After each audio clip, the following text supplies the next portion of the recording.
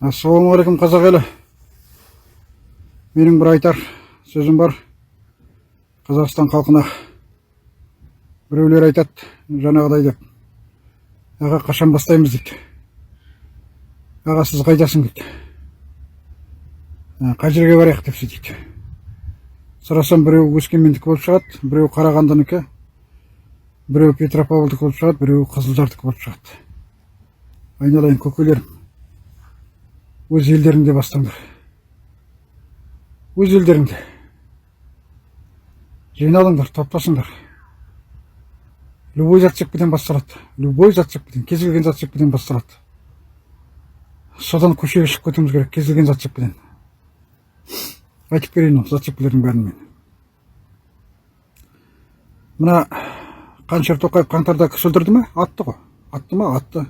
Біріншісі. Екіншісі. Телевизор деген бар. Перебежка деймі? Перебежка. Ал оған анау еркебұлан Астанада жүр, қатырамыз, ұқсатамыз, қырамыз, жоямыз деп. Мына үкімет басындағын алып тастамасаң, ешқандай қатыру болмайды. Қатыра да алмайсың. Өзіңді қатырады үкімет басындағылар. Түсініңдер ме? Еркебұлан саған айтар. Үшіншісі. Демократиялық республика керек пе бізге? Парламенттік керек. Саяси тұтқындарға бостандық керек пе? Керек. Елім, жерім деп жаңағы мынау белсенділерге керек пе көмек? Керек тоже. Жаңағы қолдағандарың өз алдына солармен бірге көшеге шығуға. Сосын үй жоқ қаңғып жүр ме? Ер азаматтар үй жоқ қол ұстасып қаңғып жүргендер бар. Жаңағы квартирде жоқ, мұнда жоқ. Осы да болады оған. Кредиттің кешірілуі. Бұл да себеп, жаңағы зат-шепкі. Шетел асып кетіп жатыр қазағымыз. Ол тағы жаңағы не көңілге алатын нәрсе.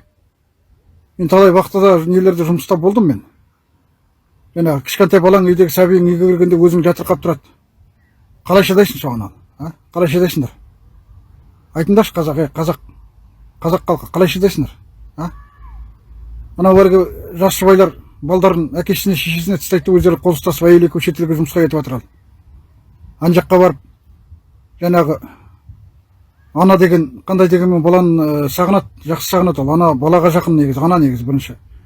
Баласын сағынып жыласа, жаңағы күйеуі жұбататын көрінеді. Жұбатып болғаннан кейін, содан кейін ана жаққа барып, адам көрінбейтін жерге барып өзім жылап аламын дейді. Бұл өмір ме шетелдегі жаңағы жұмыс жасап жүрген әрідегі, еліңнен, ауылыңнан әріге жұмыс жасаған ол өмір емес ол деген. Тәкке қажет жоқ нәрсені. Мына үйіңде өзіңнің отбасымен, бала-шағамен жұмыс жасап, үйіңде бала-шағаңды ескеп сүйіп, жұмысқа барып қайтып келген соған не жетсін?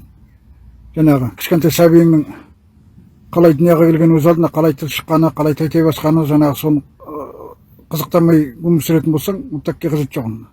Көрмейтін болсаң сол өмірді. Сіздер демократияға қызықпайды екенсіңдер, жастар. Ешқайсысында қызықпайды екенсіңдер. Сіңіп кеткен сәпсің диктатураны. Мына бұрынғы кеңес үкіметінің несі сіңіп кеткен. Ұйықтатып кәдімгі, ұйықтатып тастаған кәдімгі. Дымын қалдырмай. Біреулер айтады, ой, Кенесарының басы келсе, бәрі түзеледі. Кенесарының басы келсе, өзі түзеле қала ма не? Өзінен өзі мына диктатура кете салады, орнына демократия келе сала ма? Солай ма? Айтатыным. Кенесарының басы келмекті көріп ғой, тасы келсе де, түзелмейтін. Мына мемлекет. Өзің түзелмесең түзелмейтін. Сосын перебежка телевизордағылардың ақшалар кімге кетіп жатыр? Өздерінің жан қалтасына түссе ештеңе емес.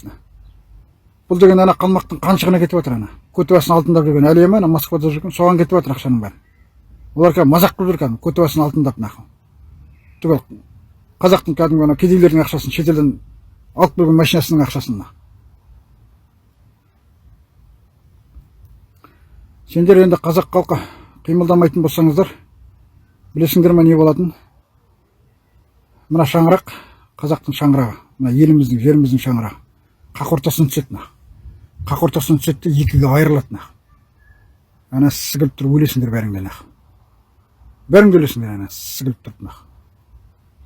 Ол кезде керек емес. Ол кезде сен қимылдағаны керек емес тірі қалғандарың. Соған дейін қимылдауымыз керек. Сосын мынау әлгі не, ОДКБ.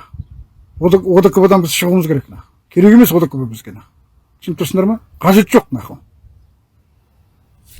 Ертең анау әлгі әбден ашықтыруға алып баратыр да, сосын айда ОДКБ-ға дейді. Барасың ба дейді, осындай сом ақша берем дейді. Ақымақтар барады соған. Менің айтарым осы. Қазақ елі аман болайық, сау болайық.